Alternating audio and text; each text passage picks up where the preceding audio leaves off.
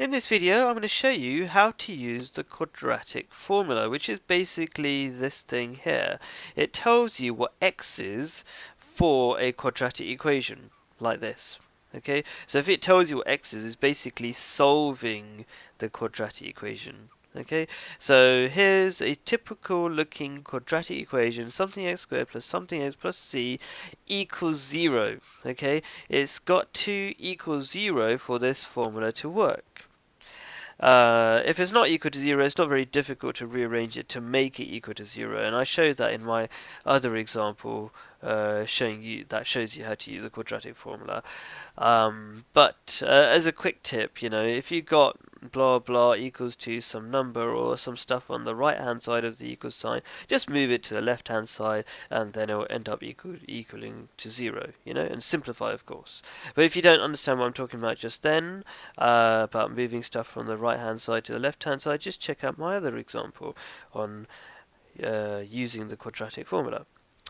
Okay, so how does the formula work? Very generally, before I use a specific example, you take the number in front of the x squared and you call it a, and you stick it into that part of the formula over here and there. The number in front of x is called b, and it replaces these bits of the formula. Okay, and the c replaces this bit of the formula there. And once you've done that, substituted it in and simplified as much as possible, you will get the value of x. Okay, now c and b and a, they can all be negative numbers, by the way. So if it says plus c and c is a negative number like minus 4, then it would actually say minus 4 rather than plus minus 4. Yeah, so that's another point that I've just explained there. Let's just use this example now. So we're going to solve 2x squared minus 11x plus 5 equals 0. So it's already equal to 0, so we don't have to rearrange it.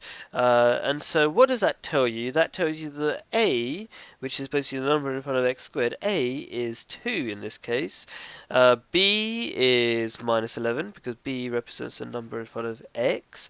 And c, which is the number at the end, is 5, so c equals 5. So that's what it says here. A equals 2, b equals minus 11, c equals 5.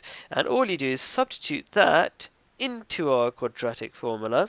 Okay, so the b throughout becomes minus 11 there, minus 11 there, so you got minus 11, like it says there. You got minus 11 squared, you got there.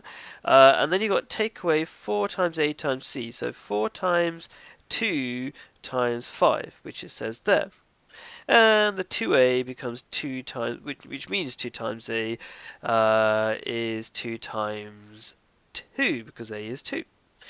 So you stick that all in, you substitute it all into the formula, which ends up looking like this. And then you've got to start simplifying all of this. Now, you might be confused by some bits of it, like this bit here. What does that plus or minus mean? Well, very quickly, when you square root something, you get an equal and opposite answer. You might not have realized that before, because you might have been told, so for example, if you square root 9, you might have been told, oh, square root of 9 is only 3. In fact, it's not just 3, it's 3 and minus 3. Okay, the positive and the negative answer, there's a positive and negative answer to every square root. Okay, so if I square root 16, that will be 4 and minus 4. So hopefully you get the idea. Okay, so when you square root all of this, you get some number, and you say you can say in this one formula you can use the positive and negative answer for that, which basically gives you 2 overall answers. So I'll explain that further if that's a little bit confusing in a minute when I get to it. So let's simplify all of this. Minus 11 is just normal 11, because 2 minuses make a plus, basically.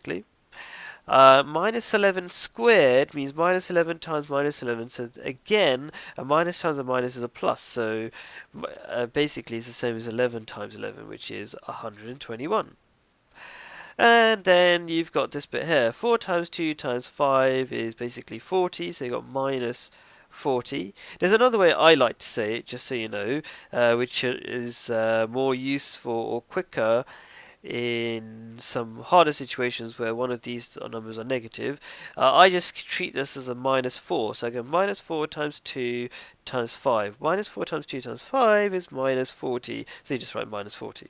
So if that was a bit confusing, just use the way I just showed you before that. And this 2 times 2 becomes a 4, so all this stuff has become a little bit more simple and looks like that. And so let's make it even more simple. 121 take away 40 is 81. Square root that, because the square root is for the whole of this bracket. So square root 81, you get 9 and minus 9, like it says there. So you got 11 plus or minus 9 over 4. So that's simplified. And so what does that mean? It means two things. It means 11 minus 9 over 4, which is said over here, and 11 plus 9 over 4, which is over here. So these are two meanings that both of which are correct, okay? It's not or, it's both are correct. So 11 minus 9 divided by 4, well, 11 minus 9 is 2, 2 divided by 4 is 0.5, so that's one answer, one value for x. And over here is the other option, 11 plus 9, which is 20. 20 divided by 4 is 5. So that's another solution for this quadratic equation, another value of x in this quadratic equation. So there are your two solutions for this quadratic equation using the quadratic formula.